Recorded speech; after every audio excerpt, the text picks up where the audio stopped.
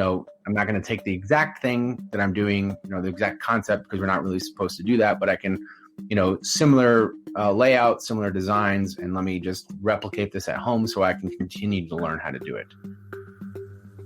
So it might be, let's learn how to pivot through a machine, or let's how to exploit Active Directory trust relationships, so on and so forth. And being able to build those up and stuff like that, it just sort of grew my fascination with it. This is an important quality about David. He didn't just show up and do his work and go home. Instead, he built a lab and practiced on his off hours and got better and better.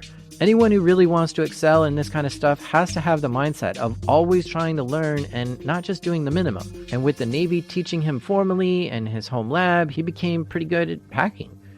In fact, his specialty was not just getting in, but then pivoting around, moving laterally, and finding what else is in that network. After about 4 months of doing that, he moved over to the NSA.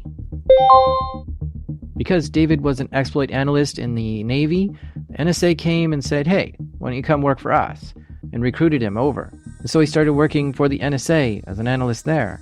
And he worked at the NSA for a while. I'd say August of 2011 to August of 2014, so about 3 years. Then around that time, a new opportunity showed up. At that point, I had gotten married. Probably while I was up there, it would have been maybe 2 years, almost 2 years since I've been married. It was time for me to get out of the service, and I had gotten an offer to stay there on campus, which is at the NSA. Then a different organization, or actually an individual recruiter, reached out to me and said, hey. There was this recruiter from a company called Cyberpoint. This is a company that's contracted to do various types of hacking. Basically, if he were to work for this company, he would become a hacker for hire. The US government actually grants certain companies extra permissions to conduct stuff like this. The details of this are foggy, but this company that was trying to recruit David was vetted by the US government to do this. And David listened to the recruiter tell him